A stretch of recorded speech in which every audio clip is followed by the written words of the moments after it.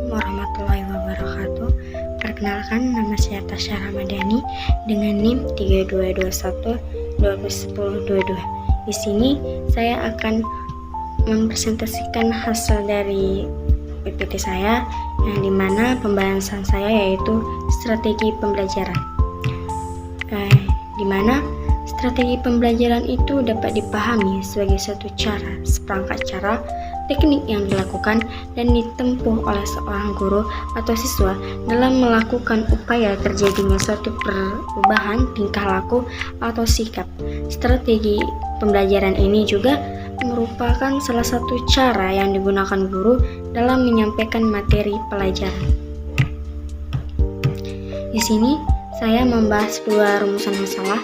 Yang pertama, apa itu strategi pembelajaran dan jenis strategi pembelajaran.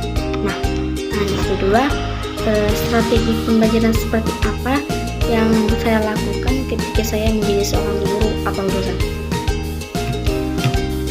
Nah, untuk slide selanjutnya ada penjelasan tentang dari strategi pembelajaran. Sebelum kita masuk ke strategi pembelajaran yang telah kita lakukan, kita harus tahu dulu apa itu strategi pembelajaran. Nah, di sini saya menulis strategi pembelajaran itu adalah suatu kegiatan pembelajaran yang harus dikerjakan guru dan siswa agar tujuan pembelajaran dapat dicapai secara efektif dan efisien. Nah, maksudnya di sini kegiatan seorang guru yang harus dikerjakan untuk menyampaikan sebuah pelajaran yang menjadi tugasnya secara jelas. Nah, untuk mencapai tujuan pembelajaran yang perlu disusun strategi agar tujuan itu tercapai dengan optimal. Jadi, selain menjadi guru, kita harus juga tahu apa itu strategi dan bagaimana cara kita untuk menyusun strategi itu agar terjadinya pencapaian pembelajaran yang optimal. Nah, untuk slide selanjutnya itu ada jenis-jenis strategi pembelajaran. Nah, jenis-jenis strategi pembelajaran itu ada 7. Yang pertama itu ada strategi pembelajaran expositio. Yang kedua ada strategi pembelajaran inquiry. Dan yang ketiga ada strategi pembelajaran berbasis masalah. Keempat ada strategi pembelajaran peningkatan. Kelima strategi pembelajaran kooperatif.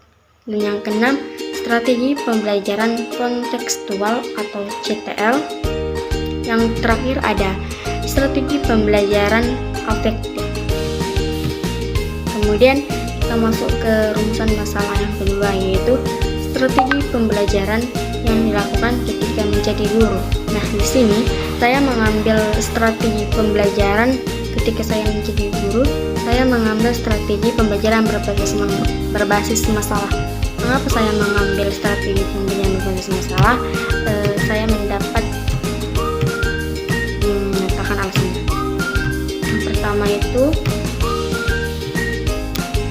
pembelajaran berbasis masalah ini adalah suatu cara untuk pendekatan pembelajaran yang menggunakan masalah dunia nyata sebagai suatu konteks bagi peserta didik. Jadi, yang kita beri kepada siswa atau mahasiswa itu, kita memberikan suatu permasalahan yang nyata kepada siswa tersebut. Nah, yang kedua ada PBM ini merupakan gagasan bahwa pembelajaran merupakan dapat dicapai jika kegiatan pendidikan dipusatkan pada permasalahan yang telah terjadi.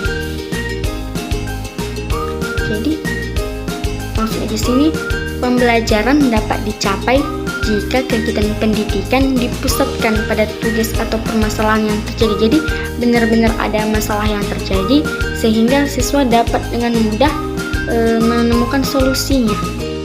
Dan yang ketiga, keuntungan yang diperoleh dari pembelajaran berbasis masalah ini yaitu kita menjadi lebih ingat dan meningkat pemahamannya atas materi ajar. Kemudian meningkatkan fokus pada pengetahuan yang lebih relevan, kepemimpinan, dan keterampilan sosial.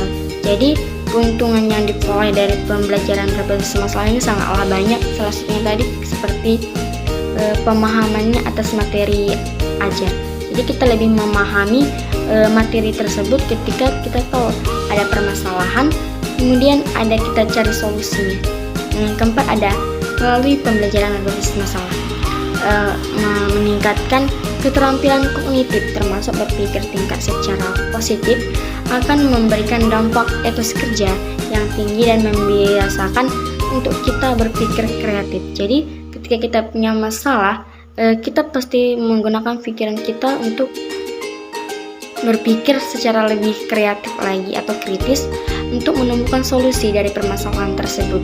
Maka dari itu saya mengambil dari pembelajaran berbasis masalah ini, karena yang pertama tadi seperti dari kita mengambil menggunakan masalah dari dunia nyata, kemudian memiliki gagasan bahwa pembelajaran dapat dicapai jika kegiatan pendidikan ini dipusatkan pada tugas atau permasalahan yang terjadi pada diri kita sendiri atau pada yang lain.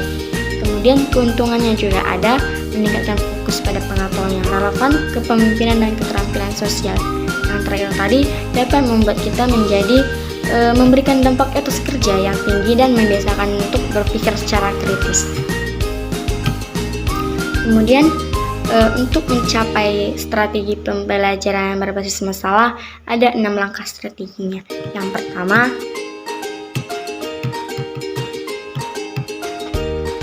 pertama ada merumuskan masalah, yaitu seorang siswa menentukan masalah yang akan dipecahkannya. Yang kedua menganalisis masalah, yaitu di sini siswa meninjau masalah secara kritis dari berbagai sudut pandang. Yang ketiga merumuskan hipotesis, yaitu langkah siswa merumuskan berbagai kemungkinan pemecahan masalah sesuai dengan pengetahuan yang dimilikinya.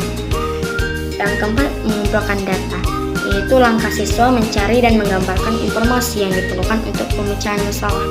Yang keenam ada pengujian hipotesis, yaitu langkah siswa mengambil atau merumuskan kesimpulan sesuai dengan penerimaan dan penolakan hipotesis yang diajukan. Dan yang terakhir ada merumuskan rekomendasi pemecahan masalah, yaitu langkah siswa menggambarkan rekomendasi yang dapat dilakukan sesuai rumusan hasil penguji hipotesis dan rumusan kesimpulan. Demikian dari materi saya.